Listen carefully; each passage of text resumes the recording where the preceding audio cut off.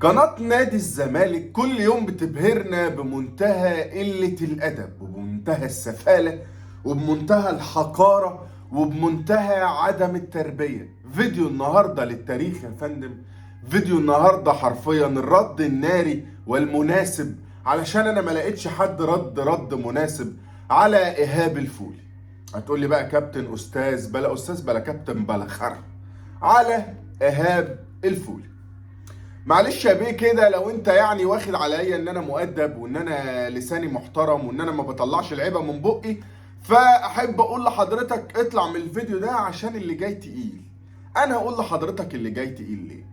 اللي جاي تقيل علشان ايهاب الفولي على قناه نادي الزمالك وصف الاستاذ والكابتن والقيمه والقامه محمود الخطيب بان هو عجل، ووصفه وقال له هو انت مش ظهرك بيوجعك. وكلنا عارفين يعني ايه ظهرك بيوجعك كرجاله، يعني احنا كرجاله عارفين لما راجل بيقول لراجل تاني هو انت ظهرك بيوجعك بالاداء ده يبقى ده يقصد ايه. وطلع تطاول عليه واتهمه بالخيانه وقال في حقه كلام لا يمت للكابتن محمود الخطيب بصله. فبالتالي استاذ ايهاب فولي انا جاي ارد على حضرتك، وزي ما بيقولوا كده جاي اديك من المنقى خيار. ولكن قبل ما ندي حد اي حاجه لازم تعرف الراجل ده قال ايه بالظبط على الكابتن محمود الخطيب، علشان تتاكد اذا كان الراجل ده يستاهل الطريحه اللي هياخدها ولا مش هيستاهل. اولا احنا ما بنخافش من حد، ده اولا يعني. ثانيا ما بنخافش غير من اللي خلقنا.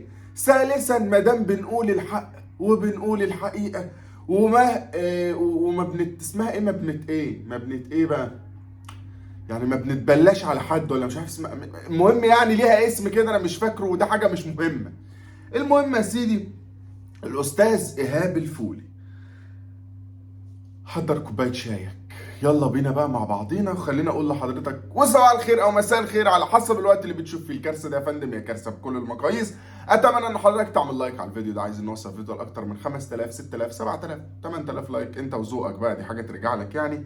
فعزيزي المشاهد ركز معايا في كل كلمه هقولها لك.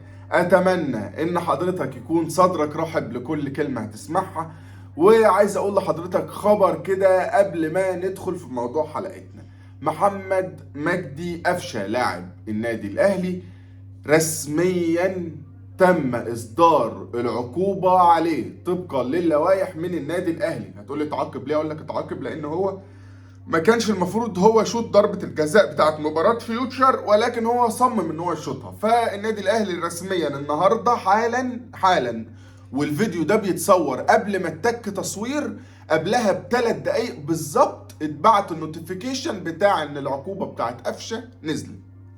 المهم يا فندم، خلينا بقى نبعد عن قفشه وخلينا نبعد عن ماتش الاهلي وفيوتشر وخلينا نبعد عن كل الكلام ده، وخلينا نشوف استاذ ايه، خلينا نشوف ايهاب الفولي قال ايه. ركز معايا في كل اللي جاي.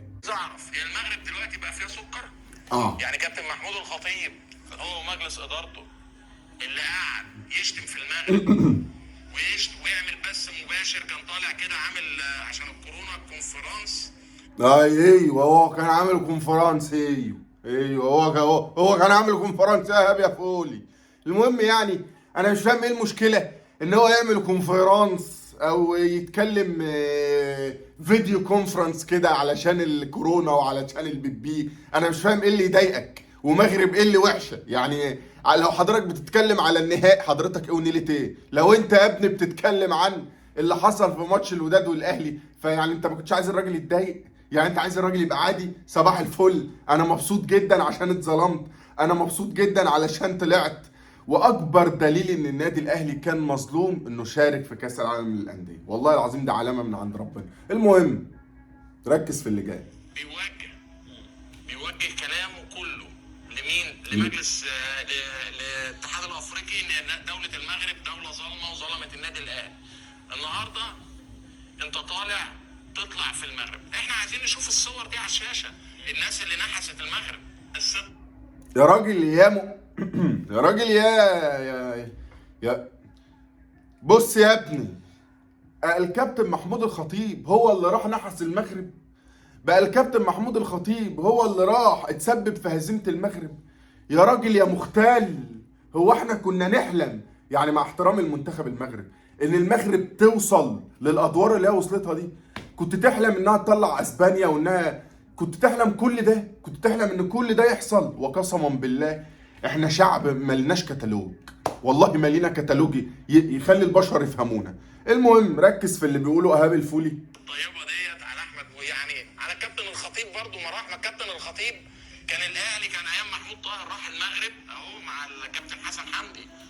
يعني انا عايز اعرف يا كابتن محمود الخطيب، انت ايه اللي موديك النهارده؟ انت رايح قطر، لما نيجي نتكلم على هو داخل بيتكو، هو رايح بيتكو، ايه اللي موديك؟ ايه وانت ابوه؟ انت مالك انت؟ ما يروح ولا ما يروحش يا حاجه، انت ايش احشرك يا حشر يا رخم؟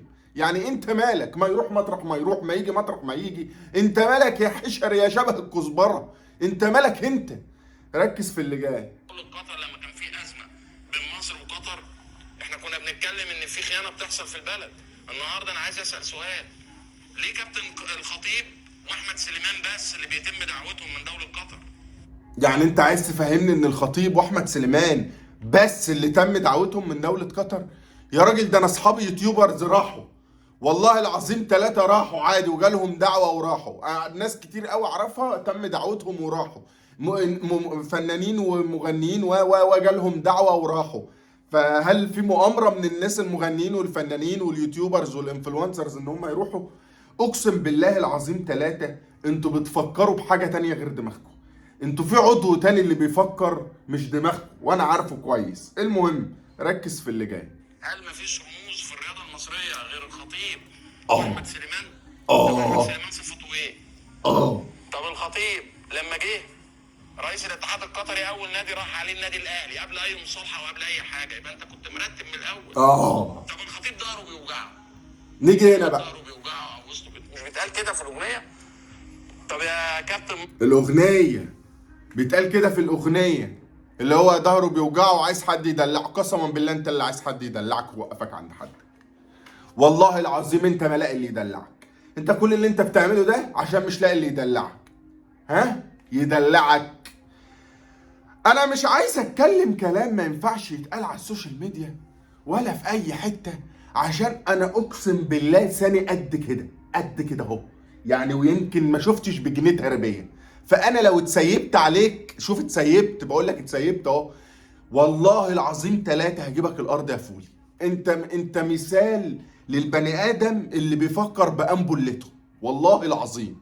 فيعني خلينا نشوف البيه وهو بيقول على القيمه والقامه الكابتن محمود الخطيب انه ظهره بيوجعه وعايز حد يدلعه. يا اللي عايز تدلع انت ورينا بقى كده. انت طلعت في قبل 11 قلت انا تعبان ورايح مش عارف فين. رجعت بعد 11 بالزفه البلدي. عارف انت لما كان زمان تيجي واحده من الحجه او واحد من الحجه يروحوا ايه، الناس والحبايب يروحوا له عند المطار ويغنوا له اغنيه العجل هد المصطبه وحمد لله على السلامه وعلقوا له الزينه على الحيط. طيب انا هقف لحد هنا وهنتناقش في الموضوع ده حبه حلوين.